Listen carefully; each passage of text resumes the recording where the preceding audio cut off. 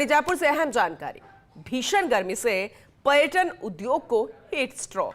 ये हम इसलिए कह रहे हैं क्योंकि राजधानी सहित प्रदेश भर के पर्यटन स्थलों पर फिलहाल सन्नाटा पसरा नजर आ रहा है।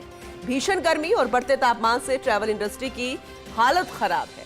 प्री मॉनसून बरसात का दौर शुरू होने पर फिलहाल राहत मिल सकती है, ये उम्मीद की जा रही है। बजट होटल से लेकर 5 स्टार्स तक सभी में बुकिंग गिर गई है। शहर के होटल में 30% की न्यूनतम स्तर पर आई बुकिंग, जबकि नेचर रिजॉर्ट्स और जंगल के पास बने होटल्स में बुकिंग 50% तक बढ़ी है। टूरिस्ट टैक्सी संचालक यानी कि जो बढ़नी चाहिए थी फिलहाल वो कम हुई है, जो नेचर रिजॉर्ट्स और जंगल के पास बने होटल्स हैं। टूरिस्ट टैक्सी संचालक, गाइड, होकर, वेंडर, हस्तशिल्प उद्योग से जुड़े लोक कलाकार सभी पर गर्मी भारी पड़ रही है।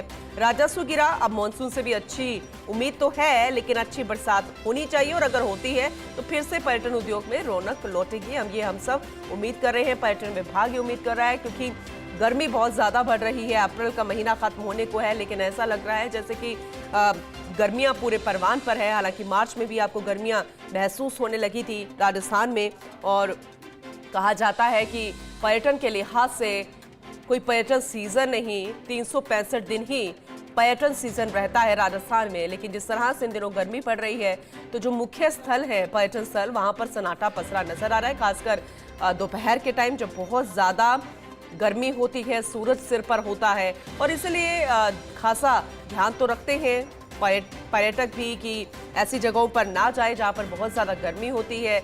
लेकिन उन लोगों के लिए ये बेहद मायूस करने वाली खबर, जिनका रोजगार ही पर्यटकों से जुड़ा हुआ है, पर्यटन से जुड़ा हुआ है, क्योंकि बुकिंग जो है वो गिर गई है और खासा नुकसान तो होता ही है इस सीजन में। फिलहाल शहर के होटल में 30% के न्यूनतम स्तर पर बुकिंग आ गई है, लेकिन अगर प्री मॉनसून होता है तो फिर अच्छे दिन वापस से लौट सकते हैं, और ये उम्मीद फिलहाल मॉनसून से की जा रही है। एसोसिएट एडिटर निर्मल तिवारी हमारे साथ जुड़ चुके हैं, ज्यादा जानकारी उनसे लेंगे।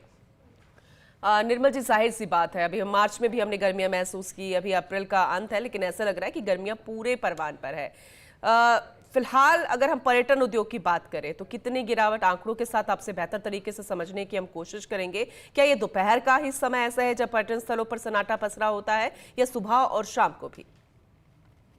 देखिए पूनम, वैसे तो राजस्थान में इस समय पर्यटन अपने शीर्ष पर है, और कहते हैं ना कि जैसा हमने ही सबसे टैगलाइन दी है उसको कि no off season all season tourism season. बिल्कुल। लेकिन इस बार क्या है कि क्योंकि गर्मी कुछ ज्यादा जल्दी हुई, मार्च से ही गर्मी की शुरुआत हो चुकी थी, और अप्रैल आते आते जो गर्मी मई और जून में महसूस होती है वो अप्रैल मिड से ही महसूस होने लगी थी। यही कारण है कि पर्यटकों को एकदम से यहाँ आना बड़ा मुश्किल हो गया उनका। खासकर विदेशी पर्यटकों की संख्या घटी, उसके साथ साथ स्वदेशी पर्यटकों की भी संख्या घटी है। और फिर दूसरा, लगातार जिस तरह के कुछ अंतर्राष्ट्रीय स्तर पर जिस तरह के कुछ बदलाव देखने को मिल रहे हैं, या भारत की बात करें, पहलगाम की घटना की बात करें, तो उससे भी पर्यटन काफी प्रभावित होता है। लेकिन फिलहाल तो जो सितम है पर्यटन उद्योग पर वो गर्मी का है। चिलचिलाती धूप पड़ रही है, पारा अधिकांश राजस्थान में 40 डिग्री के ऊपर जो मरकरी है वो एकदम बहुत तेज चमक रहा है। तो ऐसे में पर्यटकों का पर्यटन स्थलों पर जाना या वाइल्ड लाइफ के लिए जाना बड़ा मुश्किल हो जाता है। पर्यटन स्थलों पर कोशिशें की जा रही है, स्मारकों पर पानी का छिड़काव किया जाता है ताकि पर्यटकों को ज्यादा दिक्कत ना हो। इसी तरह वाइल्ड लाइफ की बात करें तो चाहे चिड़ियाघर हो, नाहरगढ़ बायोलॉजिकल पार्क हो, वहां भी लगातार पानी के वाटर गन से फव्वारे चलाए जा रहे हैं ताकि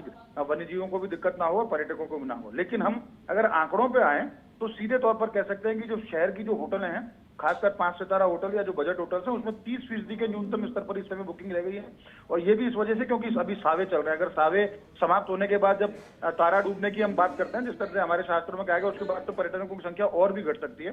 इसके अलावा नेचर रिजॉर्ट की बात करें जो जंगल के आसपास है, वहां तो भी थोड़ी बहुत राहत है, वहां 50% के आसपास बुकिंग का स्तर चल रहा है। लेकिन जितने भी टैक्सी संचालकों की बात करें, गाइड, होकर, वेंडर, हस्तशिल्प उद्योग से जुड़े जो भी तमाम स्टेक होल्डर्स हैं, उनको परेशानी का सामना करना पड़ रहा है। लेकिन चूंकि वो उनको पता है इस बात का कि जब मई जून का जो खासकर जो महीना रहता है उसमें राजस्थान के अंदर पर्यटन अपने न्यूनतम स्तर पर आ जाता है, ऐसे में उनकी तैयारी पहले से थी, उन्होंने बहुत ज्यादा बुकिंग भी नहीं ली थी। और लेकिन अब अच्छी बात यह है कि अगले महीने में जब 12 से 14 मई को समर फेस्ट होगा माउंट आबू में, तो वो कुछ ना कुछ बैलेंस करने की कोशिश करेगा। लेकिन टूर ऑपरेटर्स, ट्रैवल एजेंट्स इस बार कुछ ऐसे इवेंट्स तैयार कर रहे हैं। वेडिंग, अगर हम उसकी बात करते हैं, वेडिंग डेस्टिनेशन के तौर पर जो प्रमोशन था उसका भी उन्होंने लाभ उठाया है। तो बहुत ज्यादा नुकसान ट्रैवल इंडस्ट्री को होगा ऐसा तो नहीं है, लेकिन ये सही है कि राजस्थान में पर्यटकों की चहल पहल काफी कम हो गई है। खासकर स्मारकों की बात करें तो ऐसा लगता है जिस आमेर के अंदर रोजाना 8 से 10 10,000 पर्यटक औसतन आते थे, वहां ये संख्या 3,000 के आसपास रह गई है। तो जब आमेर में ये स्थिति है तो दूसरे मॉन्यूमेंट्स में और ज्यादा गिरी है पर्यटकों के आगमन की जो संख्या है। लेकिन कुल मिलाकर के ट्रैवल इंडस्ट्री इसके लिए तैयार थी और कुछ इस तरह के इवेंट्स प्लान किए जा रहे हैं जो समर के अंदर पर्यटकों को आकर्षित करेंगे, जिसमें कुछ सांबर के अंदर कुछ इवेंट्स होने वाले हैं, कुछ उदयपुर में इवेंट्स होने वाले हैं, कुछ माउंट आबू में इवेंट्स होने वाले हैं। तो कोशिश ये की जानी चाहिए और ट्रैवल एजेंट टूर ऑपरेटर से हम भी यही कहेंगे कि वो भी इस तरह के कुछ इवेंट्स की श्रृंखला तैयार करें, जिससे ट्रैवल इंडस्ट्री को बहुत बड़ा नुकसान ना हो। बल्कि ऐसा लगता है कि ब्रेक इवन की पोजीशन पे अगर 2 महीने निकाल लेते हैं तो आने वाला जब सत्र है, खासकर जब मानसून शुरू हो जाता है तो मानसून टूरिज्म राजस्थान में परवान पर रहता है, उसके बाद सर्दी आने के बाद तो तमाम रिकवरी हो ही जाती है। तो उम्मीद की जानी चाहिए कि travel agent, tour operators, event manager सब तैयार थे इसके लिए और कोशिश ये की जानी चाहिए कि कुछ समर के इस तरह के प्लान तैयार किए जाएं ताकि समर्स के 2 महीने में बहुत ज्यादा गिरावट पर्यटकों की संख्या में ना आए। पूनम, बहुत शुक्रिया विस्तार से समझाने के लिए निर्मल जी आपका।